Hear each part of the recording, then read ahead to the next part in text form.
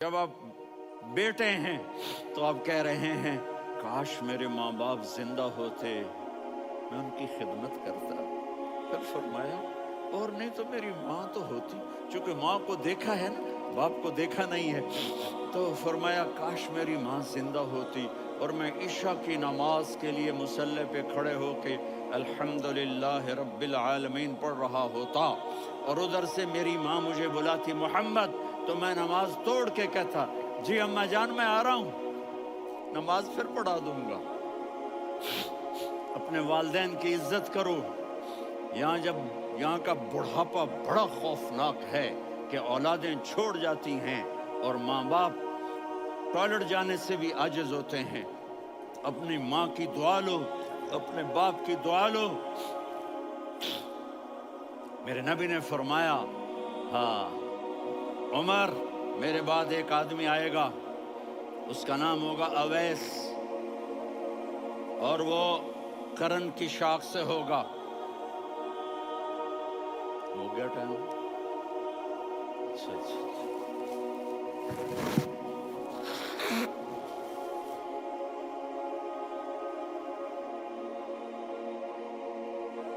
उससे दुआ कराना, अली आप भी, उमर आप भी, या रसूल अल्लाह किस लिए?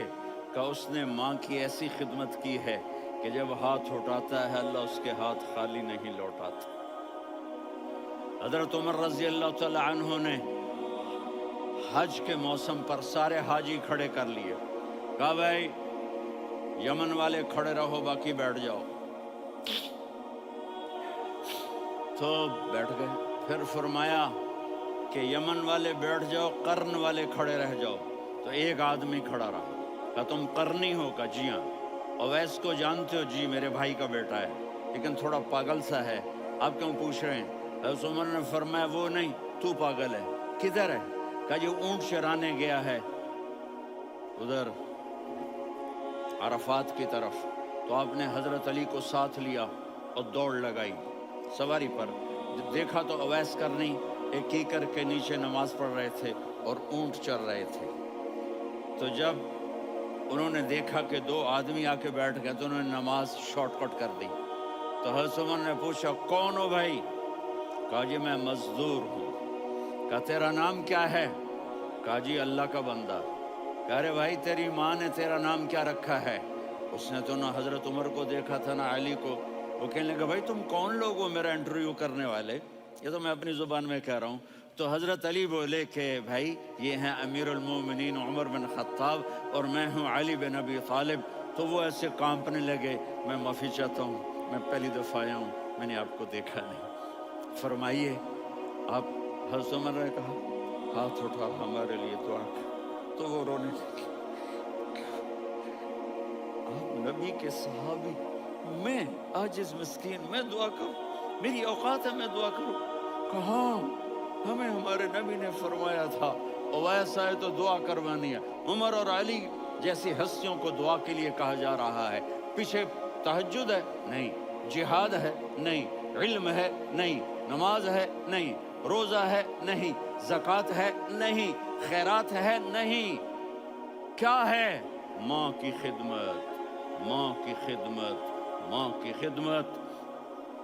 मेरे नबी ने फरमाया लोग जन्नत में चलेंगे, अवैस चलेगा। जब गेट पर पहुंचेगा तो अल्लाह कहेंगे अवैस को पीछे हटा दो, बाकी अंदर चले जाओ। तो अवैस करने डर जाएंगे कि या अल्लाह जन्नत के दरवाजे पर मुझे पीछे हटा दिया। तो अल्लाह कहेंगे पीछे देखो, वैसे पीछे मुड़ के देखेंगे तो लोगों का मजमा होगा जो जहन्नुम में जा रहे होंगे, ईमान वाले गुनहगार मुसलमान।